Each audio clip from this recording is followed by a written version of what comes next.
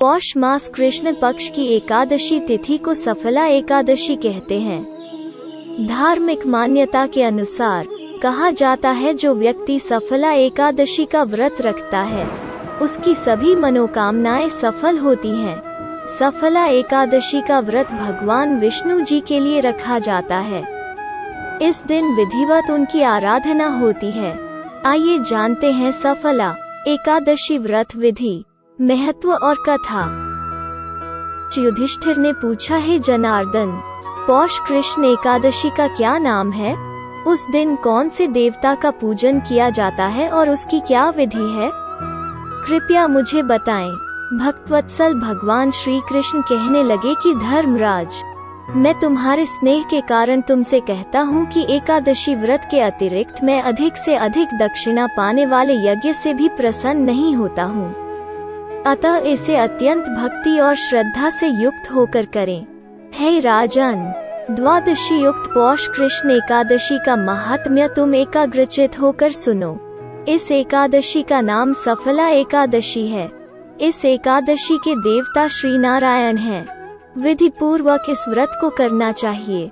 जिस प्रकार नागों में शेषनाग, पक्षियों में गरुड़, सब ग्रहों में चंद्रमा, यज्ञों में अश्वमेध और देवताओं में भगवान विष्णु श्रेष्ठ हैं, उसी तरह सब व्रतों में एकादशी का व्रत श्रेष्ठ है।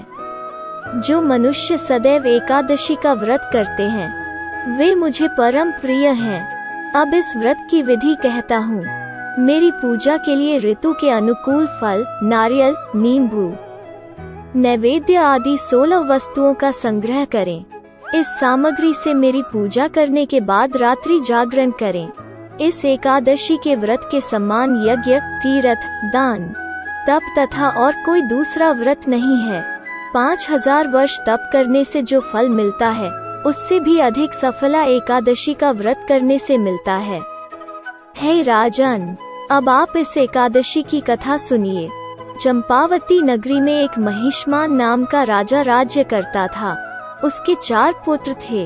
उन सब में लुम्पक नाम वाला बड़ा राजपुत्र महापापी था।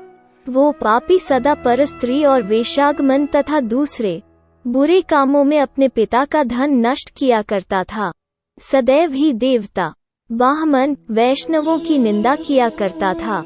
जब राजा को अपने बड़े पुत्र के ऐसे कुकर्मों का पता चला तो उन्होंने उसे अपने राज्य से निकाल दिया। तब वो विचारने लगा कि कहाँ जाऊं, क्या करूं? अंत में उसने चोरी करने का निश्चय किया। दिन में वो वन में रहता और रात्रि को अपने पिता की नगरी में चोरी करता तथा प्रजा को तंग करने और उन्हें मारने का कुकर्म करता। कुछ समय पश्चात सारी नगरी भयभीत हो गई। वो वन में रहकर पशु आदि को मारकर खाने लगा। नागरिक और राज्य के कर्मचारी उसे पकड़ लेते किंतु राजा के भय से छोड़ देते। वन के एक अति प्राचीन विशाल पीपल का वृक्ष था। लोग उसकी भगवान के समान पूजा करते थे। उसी वृक्ष के नीचे वो महापापी लुम्पक रहा करता था। इस वन को लोग देवताओं की क्रीड़ा स्थली मानते थे। कुछ समय पश्चात पौष कृष्ण पक्ष की दशमी के दिन वो वस्त्रहीन होने के कारण शीत के चलते सारी रात्रि सो नहीं सका। उसके हाथ पैर अकड़ गए। सूर्योदय होते होते वो मूर्छित हो गया। दूसरे दिन एकादशी को मध्याह्न के समय सूर्य की गर्मी पाकर उसकी मूर्छा दूर हुई। गिरता पड़ता वो भोजन की तलाश में निकला।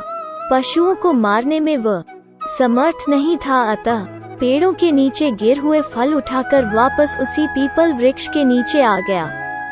उस समय तक भगवान सूर्य अस्त हो चुके थे। वृक्ष के नीचे फल रखकर कहने लगा, हे भगवान, अब आपके ही अर्पण है ये फल, आप ही तृप्त हो जाइए। उस रात्रि को दुख के कारण रात्रि को भी नींद नहीं आई। उसके इस उपवास और जागरण से भगवान अत्यंत प्रसन्न हो गए और उसके सारे पाप नष्ट हो गए। दूसरे दिन प्रातः एक अति सुंदर घोड़ा अनेक सुंदर वस्तुओं से सजा हुआ उसके सामने आकर खड़ा हो गया। उसी समय आकाशवाणी हुई कि हे राजपुत्र, श्री नारायण की कृपा से तेरे पाप नष्ट हो गए। अब तू अपने पिता के पास जाकर राज्य प्राप्त कर। ऐसी वाणी सुनकर वो अत्यंत प्रसन्न हुआ और दिव्य वस्त्र धारण करके भगवान आपकी जय हो कहकर अपने पिता के पास गया। उसके पिता ने प्रसन्न होकर उसे समस्त राज्य का भार सौंप दिया और वन का रास्ता लिया।